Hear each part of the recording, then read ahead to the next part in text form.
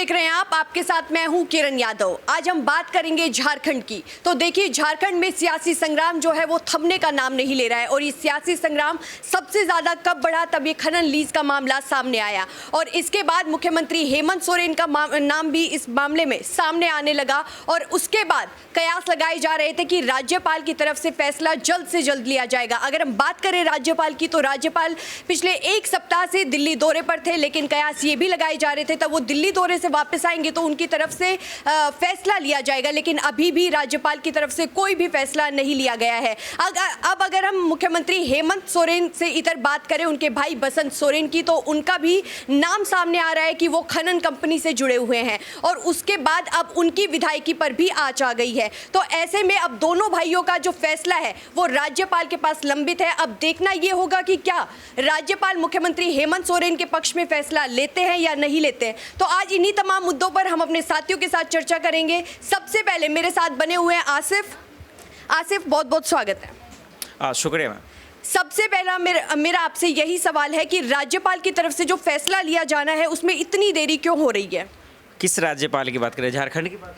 हाँ जी, रमेश बैस। देखिए, झारखंड में जहाँ तक बात है, इससे पहले अगर आप एक हफ्ता पहले जो आएंगे तब से हेमंत सोरेन की कुर्सी को लेकर चर्चा हो रही थी। देखिए, राज्यपाल का वादा वो टलता ही रहता है, वक्त लगता ही है उसमें, लेकिन मैं इस पर ये ज़रूर कहना चाहूँगा कि देखिए, हेमंत सोरेन ने जिस तरह से उन्होंने बहुमत साबित किया है, उन्होंने विश्वास जीता है, यहीं पर उनकी जीत हो गई। अब देखिए, फैसला क्या आना नहीं आना है, आज आप देखिए महाराष्ट्र में भी अयोग्यता को लेकर जो है मामला फंसा हुआ पेश, तो ये टलते ही रहते हैं। कानूनी प्रक्रिया में वक्त लगता ही है, लेकिन जिस तरीके से सत्र बुलाया गया और हेमंत सोरेन ने जो है प्रस्ताव पास किया, उसमें उन्होंने जीत दर्ज की, ये वो एक कामयाबी से कम नहीं है। क्योंकि जिस तरीके से बीजेपी जो खेल रचना चाह रही थी, कांग्रेस के विधायकों को तोड़ना चाह रही थी, 3 विधायकों पे आरोप भी उन्होंने लगा दिए, फिर उसके बाद ईडी को उन्होंने भेज दिया, उसके बाद AK-47 बरामद करके सोचा कि अब हेमंत सोरेन की सरकार गिरा देते हैं। उन्होंने सोचा कि 12 कुर्सी, सिर्फ 12 सीटें ही तो चाहिए क्योंकि उनकी फिर सरकार बन जाएगी।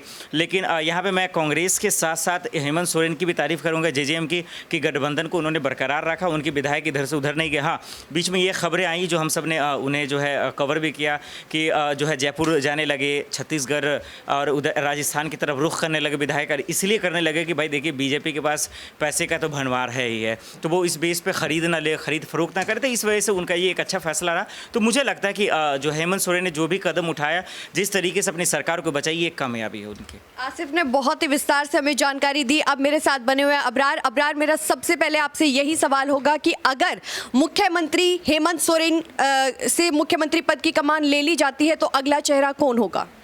देखिए, मुख्यमंत्री चेहरे को लेकर के लगातार परिवार में जो है वो एक तरीके से तकरार बढ़ सकती है, क्योंकि सीमा सोरेन जो है वो राजनीति में सक्रिय है। ऐसे में उनकी दावेदारी ज़्यादा बढ़ चढ़ के देखने को मिल रही है, क्योंकि लगातार जो खबरें आ रही है, जो रिपोर्ट्स के हवाले से बातें निकल करके आ रही है, उसमें ये कहा जा रहा है कि हेमंत सोरेन ये चाह रहे हैं कि वो अपनी पत्नी कल्पना सोरेन को झारखंड की जो कमान है अपने बाद सौंप सकते हैं। लेकिन उसके बाद पार्टी में भी एक गुटबाजी देखने को मिल सकती है, क्योंकि जो अनुभवी नेता है, जिनके पास अनुभव है राजस्थान की सियासत को समझने का, तो वो फिर सवाल ज़रूर खड़े करेंगे कि एक ऐसी महिला को जो कि राजनीति से सरकार नहीं रखती है, आप झारखंड जैसे बड़े प्रदेश की कमान उनके हाथों में कैसे सौंप सकते हैं।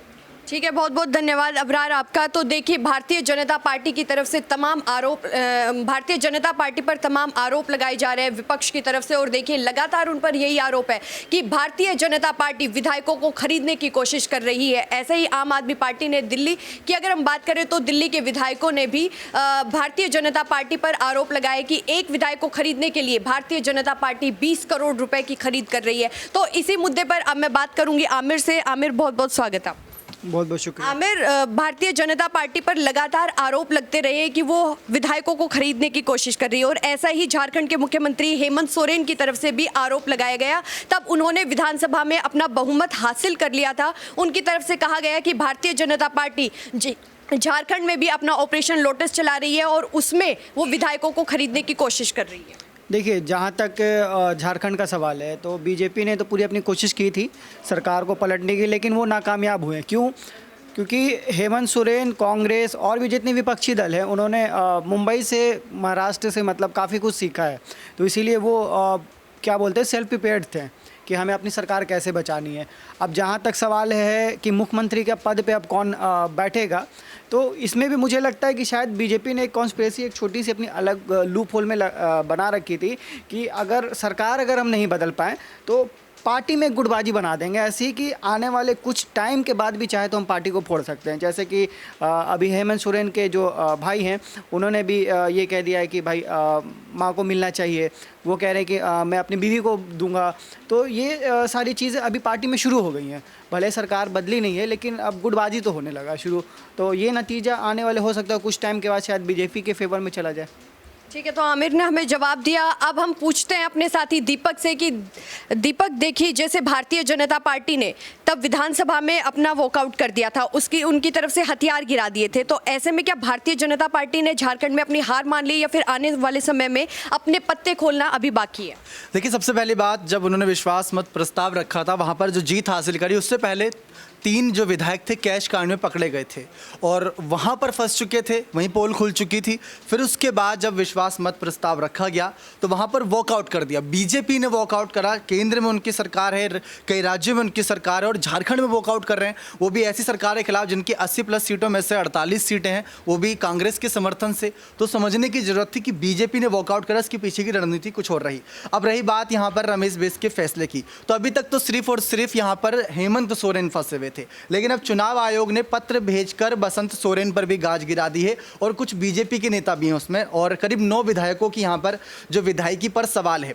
अब हेमंत सोरेन क्यों इंपॉर्टेंट है वो समझने की जरूरत है यहाँ पर कि हेमंत सोरेन इस समय जो झामुमो और कांग्रेस का गठबंधन है और उसी के दम से मुख्यमंत्री पद संभाले हुए हैं। अब मुख्यमंत्री पद उनके पास है, तो अगर उनकी विधायकी जाती है तो जो हालात बिहार में बने थे, लालू यादव ने अपनी पत्नी राबड़ी देवी को बना दिया था, क्या वही हालात यहाँ पर बनेंगे झारखंड में? क्या कल्पना सोरेन को मुख्यमंत्री पद दिया जाएगा? इस बात को लेकर सबसे पहला सवाल उठा था। फिर दूसरा सवाल जब बैठकें हुई इस बात को लेकर, क्योंकि झामुमो और कांग्रेस बैठक कर रही थी कि आखिर किसका नाम आगे करना चाहिए, तो उन्होंने साफ करा, बसंत सोरेन बोले और जो उनकी बहन भाभी सीता सोरेन ने उन्होंने कहा कि हमारी माँ के नाम का आय कर दो, जो लगातार कयास उठ रही थी, या पिता के नाम शिबू सोरेन का आय कर दो। लेकिन हेमंत सोरेन ने कहा कि कल्पना सोरेन। क्यों? क्योंकि जो एक रायरंगपुर है वहाँ से अभी राष्ट्रपति पद से द्रौपदी मुर्मू आगे आई थी, अब यहाँ से अगर कल्पना सोरेन आती हैं तो आदिवासी चेहरे से बहुत बड़ी एक कह सकते हैं मैसेज के तौर पर जाता कि अब हर कोई अपना योगदान दे रहा है, राजनीति हो चाहे कोई सी फील्ड हो, महिला के तौर पर। तो वो एक बहुत बड़ी दिक्कत थी। लेकिन राज्यपाल की यहाँ पर बात करते हैं,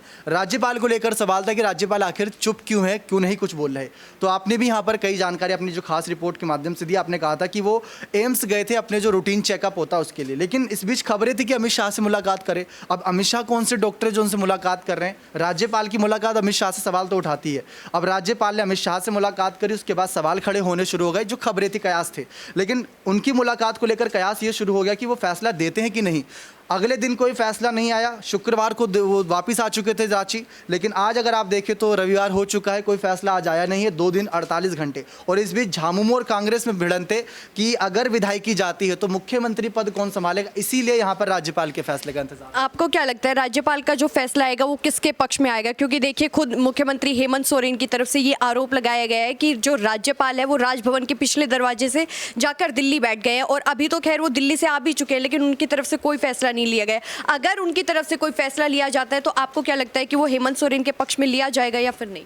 देखिए, हेमंत सोरेन के पक्ष में या विपक्ष में वो तय नहीं करेंगे। जो उनके पास दस्तावेज है, जो उनके पास सबूत हैं, जिसके आधार पर वो सारी बातें कर रहे हैं, वो तय करेगा कि यहाँ पर उनके समर्थन में फैसला आना चाहिए या नहीं। क्योंकि राज्यपाल के फैसलों पर बारीकी से नजरें होंगी और उनके सवाल भी होंगे कि आपने ये फैसला दिया तो किस वजह से दिया। ऐसा नहीं है कि सीबीआई और ईडी की रेड भेज दी गई, उनके जो भी फैसले होंगे उसकी जाँच की जाएगी, तभी कोई फैसला आएगा। और अगर इनको जो हलफनामा था जिसमें उन्होंने खनन पट्टे के मामले का, जिस उद्योग से जुड़े हुए थे, अगर वो जानकारी नहीं दी थी तो छुपाई क्यों? क्या वो भ्रष्टाचार से मुद्दा था? अगर हेमंत सोरेन इस बात की चर्चा कर रहे हैं कि हमें सीएम किसी और को बना देना चाहिए, तो समझने की जरूरत है कि उनको भी एक डर सता रहा है उनकी कुर्सी जाने का। इसी वजह से वो उनकी रातों की नींद उड़ी हुई है, वो सोच रहे हैं कि फैसला राज्यपाल का किसके पक्ष में आएगा। बहुत बहुत धन्यवाद आपका दीपक। तो देखिए, राज्यपाल की तरफ से अभी फैसला लेना बाकी है, लेकिन मुख्यमंत्री हेमंत सोरेन की दिल की धड़कनें बढ़ी हुई है। लेकिन आने वाले समय में देखना दिलचस्प होगा कि राज्यपाल का फैसला क्या आएगा, क्या नहीं आएगा, क्योंकि दोनों भाइयों के लिए जो फैसला आना है वो अभी राज्यपाल के पास लंबित है। आज के इस खास कार्यक्रम में बस इतना ही, लेकिन देश और दुनिया से जुड़ी तमाम बड़ी खबरों के लिए देखते रहिए Next 9 न्यूज़। धन्यवाद।